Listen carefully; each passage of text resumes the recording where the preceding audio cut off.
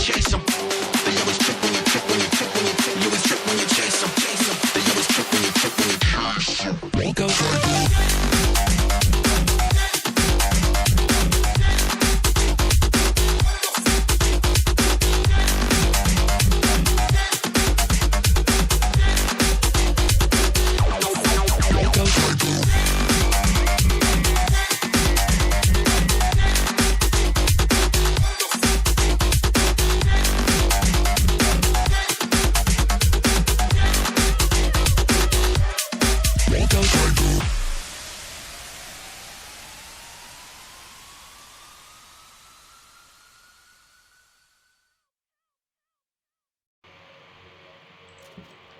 Hey everyone, it's me again. Today I got you the Queen of Crystals Citrine. She came with a new update. Let's take a look at her kit. Her passive Citrine grants nearby allies and herself 5 health regeneration per second. Each health pickup grants you increased regeneration by 0.1, maximum of 25. Her first ability, Fractured Blast, marks the enemy for dropping energy and health orbs, and also slash and staggering them with impact procs. Her second ability, Preserved Shell, Citrine grants herself and her allies a damage reduction buff that scales with kills and assists and ability strength, capped at 90%.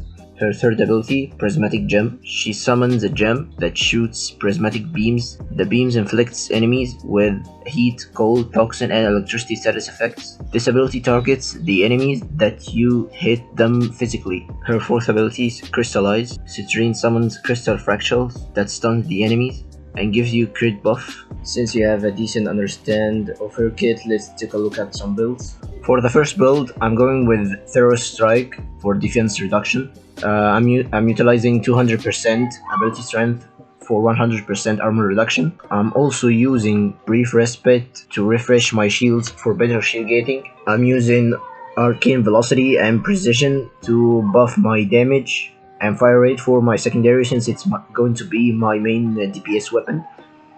Make sure to use your first ability for energy and health orbs combined with the equilibrium, your passive, and the synth mods on your companion. Yeah, you actually need the synth set since your passive is capped. For my DPS and primer weapons, I'm using the Heat Inherit mechanic again, which I'll explain in detail. Heat status effect is a linear scaling DOT. This means that it ramps up in damage and it's set as a whole tick, not separated by individual ticks with their own timers like bleeds. When you shoot an enemy with heat, you will refresh all stacks you applied before along with their timers. They will all deal damage till they all expire at the same time. So how does Heat Inherit work? Well, it's calculated on the first stack of heat procced on the enemy. It will take the current heat percentage, modded base damage, and faction damage on the weapon used to apply the first stack. Then you will follow up with your main DPS weapon with higher base damage, another faction mod, and the new heat stacks will be combined with the previous weapon's heat, faction damage mod, percentage, and the other multipliers like crits and viral status effects. To summarize things, build a primer with high heat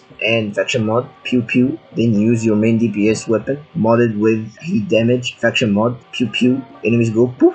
Based on the previous info, let's take a look at the weapons. For my primer, I'm using the Hema modded with high heat, 169%, nice. And corrosive, make sure you have the heat as the highest element for proc priority. For my main DPS weapon, I'm using the Tenet Cyclone with a magnetic progenitor. For my base damage, I'm using Cascadia Flare to give me 480% base damage when I apply heat status effects. That means I don't need to kill any enemies to get the buff, only apply the heat status effect. The rest of the mods is multi-shot, gun CEO. Also make sure you have the heat as your highest element for proc priority.